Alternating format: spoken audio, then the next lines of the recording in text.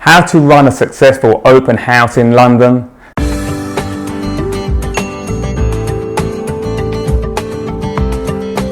Hi there, my name is Danny Valencia with My City Nest, powered by Keller Williams, and I'm a property consultant here in the area. I was born and raised in London. I love London, I'm passionate about the people, and for the last decade I've been educating people on how to buy, sell and invest in this great city. So if you like this video, please subscribe, share. I'd be very, very grateful. So one of the things that my colleagues and I came up with, we've been doing this for a very long time, is top level open house. So I'm going to be sharing here with you today 10 steps to run a successful open house in London. So you have here, it's an event, reverse engineering. So let me explain what I mean by that.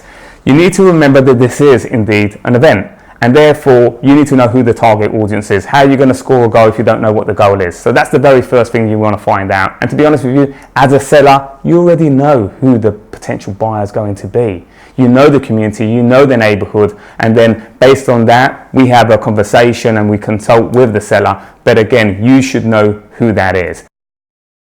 So based on that, once you know who that target audience is, then based on that, you then want to prepare the food, get the caterers and make sure who that's going to be serving. So as an example, if it's a professional couple that you feel the target audience is going to be, then you may want to do something like wine and cheese. If it's family and more kids orientated, then you want to have it kids friendly. So perhaps some juices, ice cream or something like that. So just make sure the food and the entertainment, which we're going to talk about right now, is appropriate. So entertainment, we've got live entertainment if applicable. This may not be applicable for all open houses, but just something to keep in mind. It really just sets the tone and may show your property in the best possible light.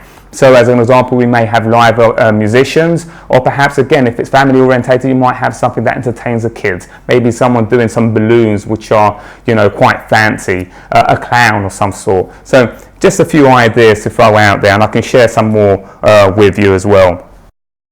So step number 3 for a successful open house is door knocking invites. So let me explain. There is such a thing as an inactive buyer.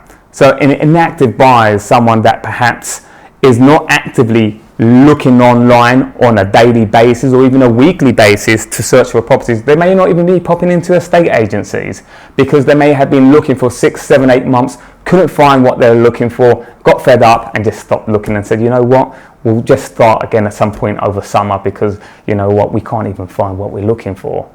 Now, imagine this. With the right stimulus, they would buy. So imagine this. One evening they're at home, they get a knock on the door, and there is an agent there, or perhaps yourself if you're thinking of doing this yourself as a seller, and has a very beautiful brochure and says to them, we want to invite you to an open house down the road, which is a 2-bedroom, 2-bathroom, high ceilings, lots of natural light coming in for £1 million. And they're like, how amazing. We were actually looking for a property last year. We couldn't find it. We were actually thinking of starting again in 4 or 5 months. Would love to come. Or perhaps they say to you, well, actually, we're not looking to buy, but my brother just got back from New Zealand and I'd love for them to move in the area. So there you are. You know, there is such a thing as an inactive buyer. Now, I'm a very old-fashioned person. I love to have people face-to-face, and yet I know there are limits to that. There's only so many people you can actually reach face-to-face. So another thing we do is we partner up with very clever companies which identify the demographics of different people. They know whether they're more likely to move, they know whether they have enough income to be moving to a specific property that we are going to list, and therefore based on that we also send these very beautiful brochures to certain addresses to invite those inactive buyers.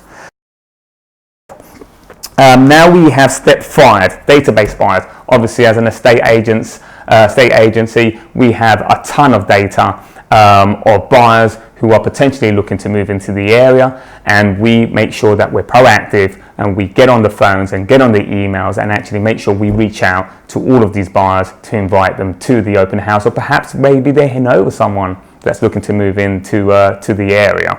So that's step number 5. And then we have agents. So I love this saying, to sell a house once, you need to sell it twice. Let me explain.